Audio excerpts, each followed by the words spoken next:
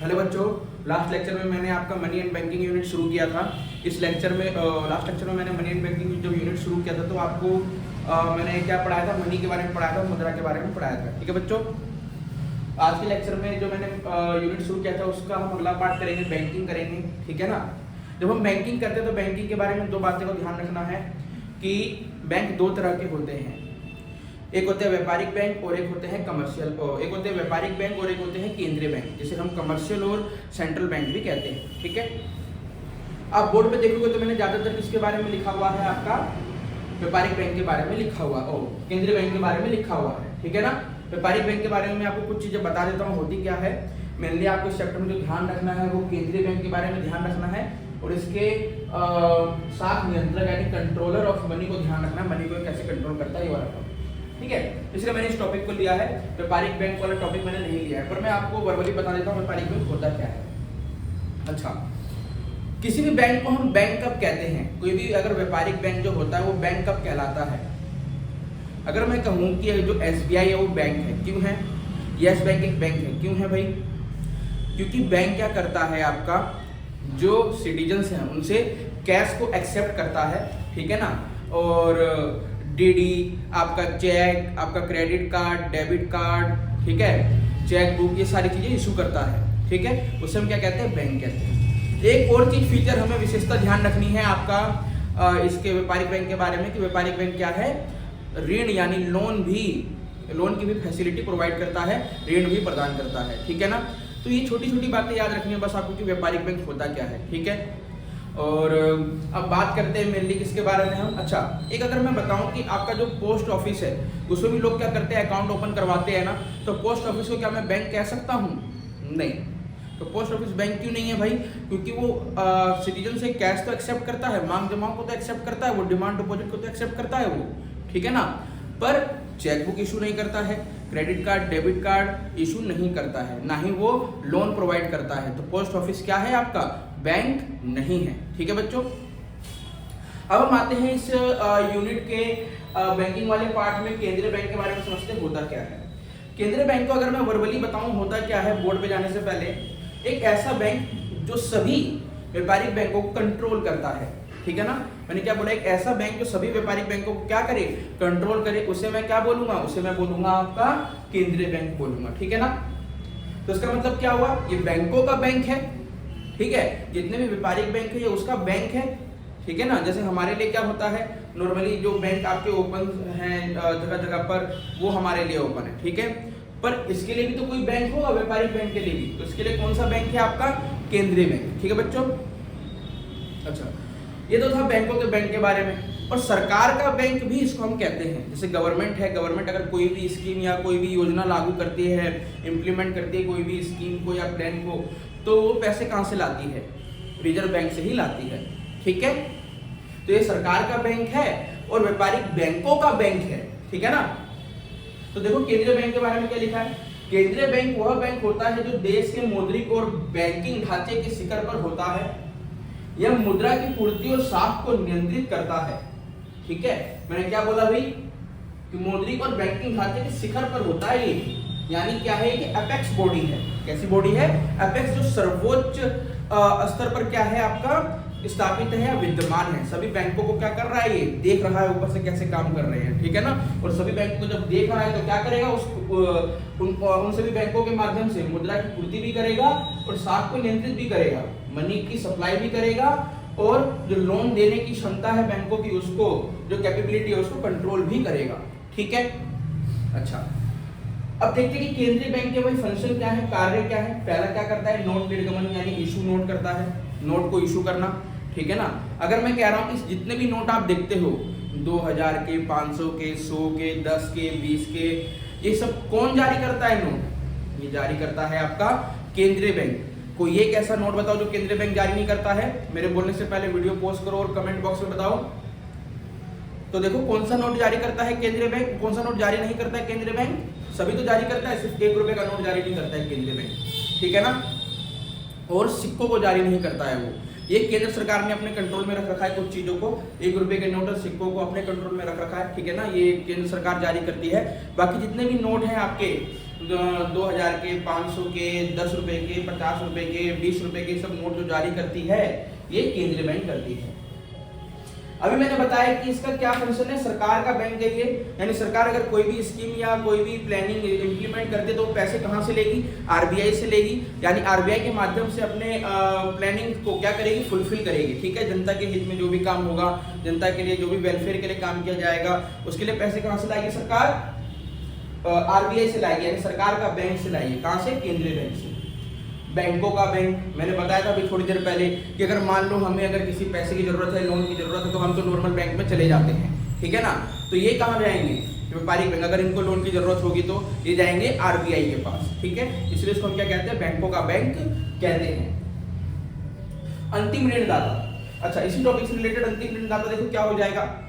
अगर मान लो व्यापारिक बैंकों को लोन की जरूरत है, मैंने क्या बोला, व्यापारिक बैंकों को यदि लोन की जरूरत है, इन्होंने सारे तरीके से अपने सारे क्या कहते हैं उसको, सभी जगहों से इन्होंने ट्राई करके देख लिया, इनको कहीं से लोन नहीं मिला, तो कहां से इनको अंतिम में लोन मिलेगा, इनको आरबीआई से लोन तो मिल ही जाएगा। इसलिए आरबीआई यानी केंद्रीय बैंक को क्या कहा जाता है, अंतिम ऋणदाता यानी लास्ट लेंडर कहा जाता है। ठीक है, अभी देखो तो बीच में कुछ साल पहले की एक जो पंजाब नेशनल बैंक है या यस बैंक है, इन्हीं दोनों में से कोई एक बैंक है, क्या हो गया था, दिवालिया घोषित हो गया था। ठीक है ना, इसके पास सारे पैसे खत्म हो गए थे क्योंकि इसने कुछ डोमिनोज या पिज्जा हट को लोन पे दिया था पैसे, और वो क्या कहती थी, कंपनी लॉस में जा रही थी, फिर भी दिया था। ठीक है, तो इसमें जो जनता के पास पैसे थे वो तो अपने पैसे मांगेंगे ना भाई, क्योंकि अगर मान लो आपने जनता के पैसे को लोन पे आगे दे दिया तो मेरे पैसे आपने लोन पे दिए ना, अगर जब मैं बैंक में पैसे लेने आऊंगा आपको मुझे पैसे तो दोगे ही, है ना। तो पंजाब नेशनल बैंक या जो भी यस बैंक था, दोनों में से कोई एक बैंक था, इसने क्या किया, आरबीआई से रिक्वेस्ट की और आरबीआई ने इनको लोन के रूप में पैसा वो दे दिया। ठीक है, अब आ रहा है देश के विदेशी मुद्रा कोषों का संरक्षक यानी custodian of country foreign exchange reserve. अच्छा, देश में जितना भी विदेशी व्यापार होता है, विदेशी व्यापार के माध्यम से जो भी पैसा आता है ना, वो क्या करती है गवर्नमेंट, जो विदेशी पैसा आता है, विदेशी मुद्रा आती है, गवर्नमेंट क्या करती है, उसको आरबीआई में रखती है, क्योंकि आरबीआई क्या है, कस्टोडियन है, वो अपनी कस्टडी में रखता है, अपनी संरक्षण में रखता है सारे विदेशी मुद्रा को। ठीक है ना, चाहे वो किसी भी देश की हो, चाइना की हो, जापान की हो आपकी, चाहे वो जर्मनी, किसी भी देश की हो सकती है। ठीक है, अच्छा तो मैंने आपको कितनी चीजें बताई, 5 फंक्शन बताए सेंट्रल बैंक के, 1 2 3 4 5, है ना, 5 फंक्शन बताए, इन 5 फंक्शंस को ध्यान में रखना। अब आ रहा है कंट्रोलर ऑफ मनी, ठीक है, साख नियंत्रक। अभी जब साख नियंत्रक की बात करते हैं ना, ये इंपॉर्टेंट है, मोस्ट इंपॉर्टेंट टॉपिक है ये इस चैप्टर का। 1 स्टार है ना, आप 2-3 स्टार और बना लेना, बहुत इंपॉर्टेंट टॉपिक है, यहाँ से क्वेश्चन बनता ही बनता है हर साल। ठीक है, तो देखो अब मैं बात करूं बैंक रेट और रेपो रेट की, तो इसकी बात करूं बैंक रेट और रेपो रेट की बात करूं तो बैंक रेट होता क्या है, चलो मैं यहां पहले लिख देता हूं, और क्या है रेपो रेट। ठीक है ना, जब मैं इन दोनों की बात करता हूं तो ये है आपका लॉन्ग टर्म और ये क्या है आपका शॉर्ट टर्म। ठीक है, अच्छा लॉन्ग टर्म शॉर्ट टर्म क्या है, मान लो बैंकों को पैसे की जरूरत है, ठीक है ना, व्यापारिक बैंकों को, कमर्शियल बैंकों को पैसे की जरूरत है, ठीक है, क्योंकि इनके पास अभी जैसे कोई भी जरूरत हो सकती है, मान लो लोन देना है पैसे के माध्यम से या कुछ भी ऐसी जरूरत, ठीक है ना, उनको पूरा करना हो व्यापारिक बैंकों को और उनके पास पैसे की कमी आ रही हो, तो वो क्या करेंगे, आरबीआई के पास जाएंगे, आरबीआई से क्या करेंगे, रिक्वेस्ट करेंगे कि भाई हमें क्या दे दो, लोन दे दो। जब इनको वो लोन देगी बैंकों को, व्यापारिक बैंकों को, तो 2 तरीके से देगी, एक बैंक रेट और एक रेपो रेट के माध्यम से देगी। ठीक है ना, तो बैंक रेट पे अगर देगी तो वो लॉन्ग टर्म के लिए होगा यानी 1 साल से ज्यादा, अगर रेपो रेट के लिए देगी तो शॉर्ट टर्म के लिए होगा यानी 1 साल से कम। ठीक है, अच्छा अगर मान लो बैंक आरबीआई क्या करना चाह रही है, इनके लोन देने की कैपेबिलिटी को, लोन देने की क्षमता को कंट्रोल करना चाह रही है व्यापारिक बैंकों की, तो क्या करेगी वो, इनको ज्यादा ब्याज बोलेगी, लोन ले लो कोई दिक्कत नहीं है, पर हम आपको जो पहले 10% पे हम सभी व्यापारिक बैंकों को लोन देते थे ना, अब वो 10% पे ना दे करके 10% पे ना दे करके हम देंगे भाई 25% पर, इस पे देंगे 25% पर। ठीक है ना, आप दोनों को दे देंगे हम लोन, जो आपके पैसे की रिक्वायरमेंट है पूरी हो जाएगी, पर 25% पे देंगे, चाहे आप बैंक रेट पे लो चाहे रेपो रेट पे लो। तो देखो बैंक अगर मान लो ज्यादा परसेंटेज हो जाएगा अगर इंटरेस्ट का, तो बैंक लोन नहीं लेगी, और बैंक लोन लेगी, इनके पास कैश नहीं होगा, तो ये आगे लोन नहीं प्रोवाइड कर पाएंगे जो भी सिटीजन है नॉर्मल, तो क्या होगा, आरबीआई ने देखो कंट्रोल कर दिया ना मनी को मार्केट से। हाँ अच्छा, रिवर्स रेपो रेट क्या होता है इसको भी समझ लेते हैं। रिवर्स रेपो रेट, अच्छा देखो अब इसमें बैंक क्या करती है ना, मान लो बैंक अब कहेगी कि भाई मार्केट में से पैसा इसको खींचना है, एक तो ये तरीका अपनाएगी। और रिवर्स रेपो रेट के माध्यम से क्या होगा, बैंक बोलेगी तुम मेरे पास क्या करो, पैसा जमा करो, मेरे पास बैंक पैसे लाके रखो आरबीआई में, मैं तुमको ज्यादा रेट ऑफ इंटरेस्ट दूंगी। तुम जितना रेट ऑफ इंटरेस्ट लोन पे लोगों को देते होगे ना, सिटीजन्स को देते होगे, मान लो 8%, 10%, मैं आपको 25% दूंगी अगर आप मेरे पास पैसा रखोगे तो। रिवर्स रेपो रेट का मतलब ये हुआ, यानी आरबीआई क्या कह रही है, आप आओ मेरे पास अपना ज्यादा से ज्यादा पैसा रखो और मैं आपको क्या दूंगी, ज्यादा से ज्यादा। आरबीआई क्या करेगी, आपको इंटरेस्ट प्रोवाइड करेगी। तो ये भी क्या कर दिया इसने, देखो यहाँ पे भी इंटरेस्ट बढ़ा दिया, यहाँ पे भी इंटरेस्ट बढ़ा दिया, यहाँ पे भी इंटरेस्ट बढ़ा दिया, हर जगह देखो इंटरेस्ट बढ़ा दिया। क्या करने के लिए, यहाँ पे तो आरबीआई ने अपने पास पैसा मंगा लिया भाई, है ना, एक्सेप्ट करेंसी, ये लिख दो, provide maximum interest on deposit of commercial bank,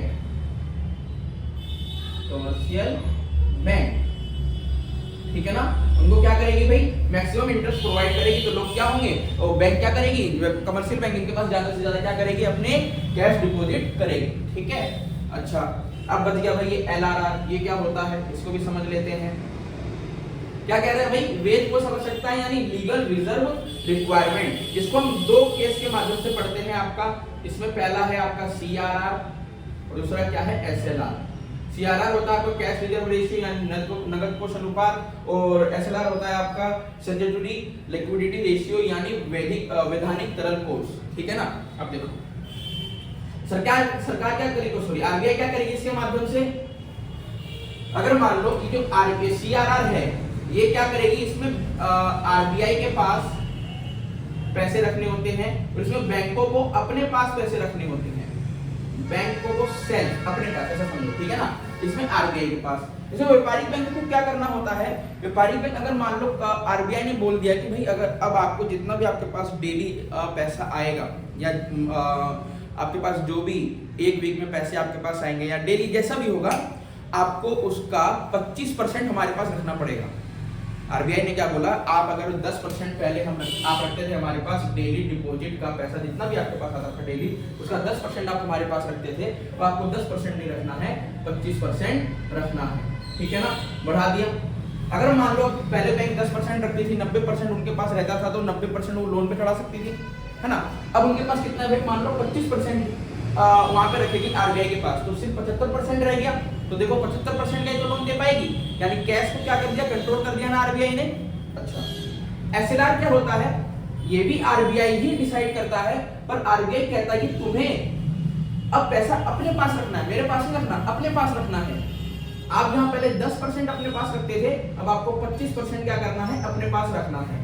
अगर मान लो पहले 10% रखती थी तो 90% लोन पे चढ़ा सकती थी, अब अगर 25% रख रही है तो 75% लोन पे चढ़ा पाएगी। तो कैश देने की क्षमता को, कैपेबिलिटी को, लोन देने की क्षमता को, लोन देने की कैपेबिलिटी को कंट्रोल कर दिया आरबीआई ने। कैसे, सीआरआर और एसएलआर के माध्यम से। समझ में आया बच्चों? तो थोड़ा सा इस पे आप ध्यान देना, मेरी वीडियो को बार बार देखना, इसको रिपीट करके, ये बहुत इंपॉर्टेंट टॉपिक है, ठीक है। और इससे हर साल क्वेश्चन बनता ही बनता है आपके बोर्ड एग्जाम में। तो आज के लिए लेक्चर में मेरा यही था बच्चों। अगले पार्ट में मैं क्या लेके आऊंगा, समग्र मांग तथा समग्र पूर्ति, aggregate demand and aggregate supply लेके आऊंगा। आज के लिए इतना ही था बच्चों, और थोड़ा सा मेरे वीडियो को आप सपोर्ट दिखाएं। देख रहा हूं मेरे वीडियो को ज्यादा लाइक शेयर सब्सक्राइब नहीं हो रहे हैं, प्लीज आप लाइक शेयर सब्सक्राइब करें और मेरे वीडियो को ज्यादा से ज्यादा सपोर्ट करें और अपना प्यार मेरे पे बनाए रखें। तब तक के लिए बच्चों, जय हिंद।